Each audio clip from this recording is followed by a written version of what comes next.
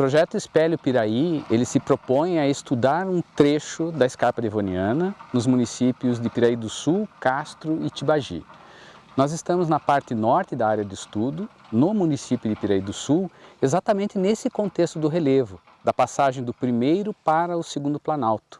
O que nós observamos aqui atrás, esse paredão de rochas, representa esse degrau topográfico, que separa conjuntos diferentes de rochas e que se mostra bastante interessante no desenvolvimento de cavidades naturais, controladas por uma geologia também especial relacionadas à evolução do Arco de Ponta Grossa. Nessas cavidades nós vamos encontrar aspectos tanto do ponto de vista espeleológico, arqueológico e biológico. Então nós temos aqui uma convergência de interesses científicos e as equipes específicas fazem as suas investigações e o seu registro.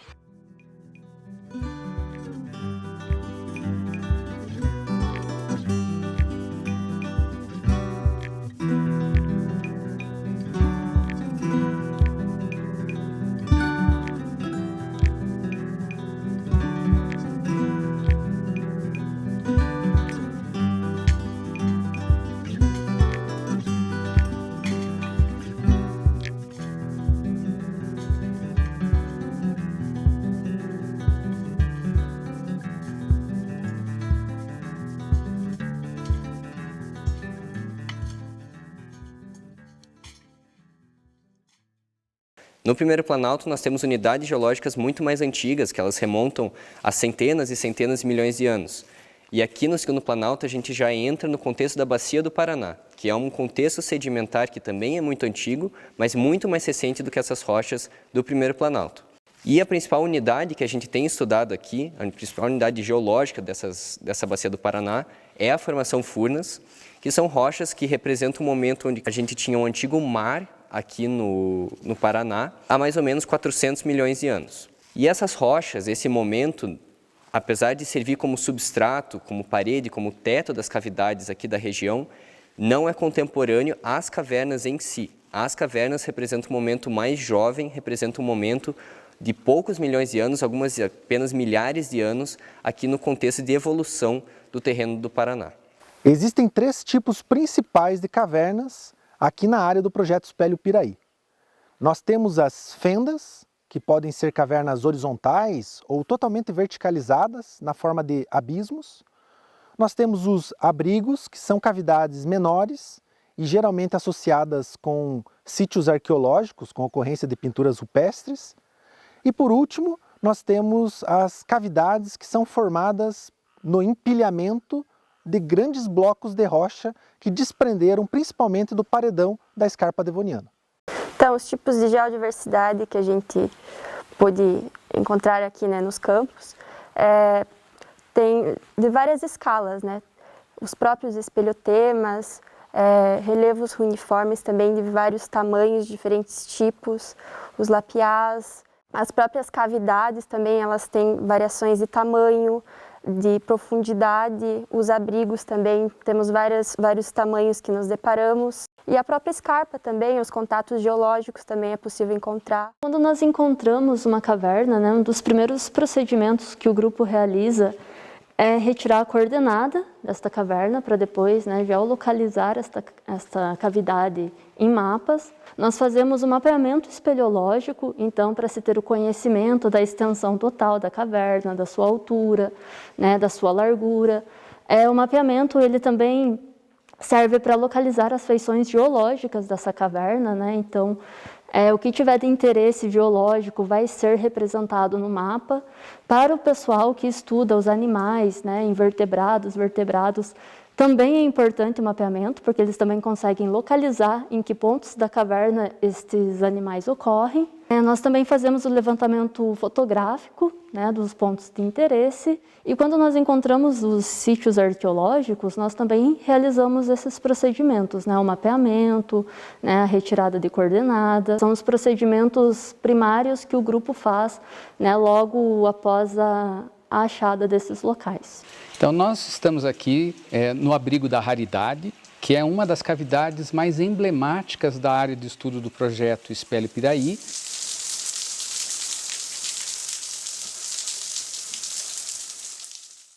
Aqui nesse trecho que nós temos a cavidade, né, reparem que nós temos um contraste bem desenvolvido entre o conjunto de rochas que está acima e abaixo. E como que ajudando a desenhar o contato entre esses dois conjuntos, nós temos uma superfície que acaba funcionando como uma espécie de substrato, né, na forma de um teto, de onde nós temos um conjunto de estruturas pendentes, né, que são construídos pela maior concentração da circulação de água, com precipitação mineral e hospedando o desenvolvimento de comunidades biológicas. Então nós vemos aqui estruturas que têm dimensões variadas, podendo ir de alguns poucos milímetros, nesse caso até vários centímetros, e que tem um desenvolvimento que ocorre ao longo de intervalos prolongados de tempo.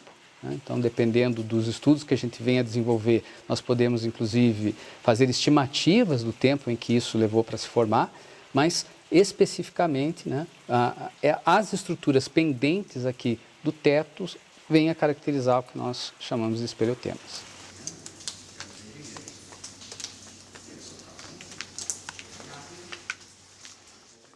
O trabalho que a gente fez aqui foi coletar, né, os espeleotemas.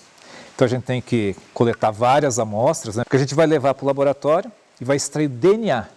Então a gente vai extrair DNA tanto de bactéria, de fungo, mesmo se tiver uma aranha lá, né, a gente vai coletar essas amostras de DNA, vai extrair, e aí a gente vai mandar sequenciar.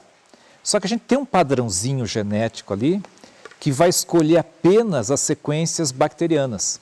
Então a gente vai montar, né, um banco, né, de genes de todas as bactérias que estão em cada um desses espeleotemas. Então a gente vai ter esse sequenciamento, a gente vai saber quais são as espécies bacterianas e quais genes essas espécies contêm. Então aí a gente vai ter vários programas de computador que a gente vai tentar contar uma história bioquímica. Já que tem esse gene, vai ter essa enzima e provavelmente essa enzima está numa determinada rota metabólica. Então a gente vai saber, ou né, pelo menos ter algumas indicações de quais as funções dessas bactérias aqui. A gente fez 2 coletas. A coleta dos micro-organismos cultiváveis, que vai ser mais para essa análise, né? No laboratório a gente tem a linha de pesquisa voltada para agrotóxicos, né? Para potencial biotecnológico dos micro-organismos, com efeito nos xenobióticos, né? Nos agrotóxicos, no sentido de degradação mesmo desses xenobióticos. E a parte da segunda coleta foi a coleta do material de DNA, né? Que é um material que a gente vai fazer análise do DNA total das comunidades microbianas aqui das cavernas, com intuito mais de descrição mesmo. E aí, com a bactéria cultivável, que você pode colocar no meio de cultura e tal, são outros tipos de experimentos mais voltados assim, para biotecnologia. Então a gente pode, por exemplo, uma coisa que nós já fizemos, né, só que foram de outras cavernas, algumas bactérias que produzem substâncias que combatem câncer. Só que a gente estuda isso in vitro por enquanto, né? Então você tem a cultura celular da célula cancerígena in vitro. Então nós podemos estudar, e a gente talvez, né, existe essa possibilidade, de ter algumas bactérias e alguns fungos com diferentes substâncias químicas que podem ser usadas, né, em medicina, pode ser usado em agricultura, por exemplo, que vão degradar herbicidas. Isso é bem interessante, né?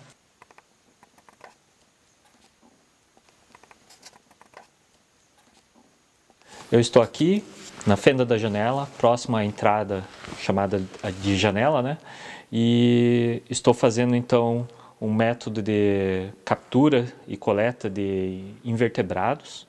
A gente utiliza o método de quadrantes, né? Que vocês podem ver aqui ao lado. Dentro desse quadrante a gente faz a busca ativa, né? A gente revira os substratos orgânicos, né? A serrapilheira, o sedimento, a procura dos invertebrados, e a gente coleta eles para daí analisá-los em laboratório. O objetivo desse trabalho, diante do cenário da escarpa devoniana, é conhecer como que as cavernas e a riqueza dessas cavernas no sentido da fauna, e poder estabelecer então se há ocorrência de espécies mais suscetíveis a impactos do homem, né? Impactos antrópicos, em razão de algum empreendimento ou algo que esteja ocorrendo na região.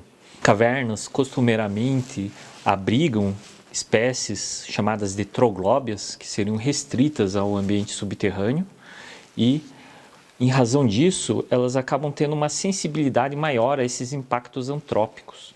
Então, para a gente tentar proteger essa fauna, que é muitas vezes ameaçada de extinção, né?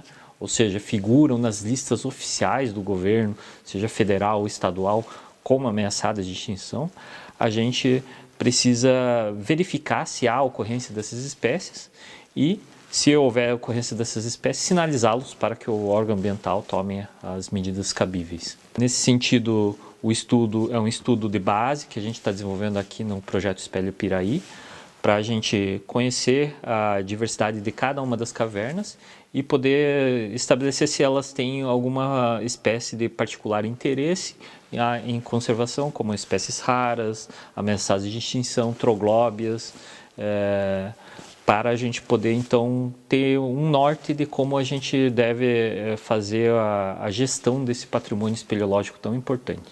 Nós estamos agora na porção mais ao sul da área delimitada do projeto Espelho Piraí, próximo ao cânion do Guartelá, uma importante estrutura de relevo do estado do Paraná. A cada etapa de campo, novas descobertas continuam sendo feitas, sejam elas cavernas, sítios arqueológicos ou áreas com potencial para estudos da microbiologia, de invertebrados e de vertebrados. Isso nos demonstra a importância de projetos, pesquisa e divulgação dessa área da APA da Escarpa Devoniana e de programas de conservação para esses locais.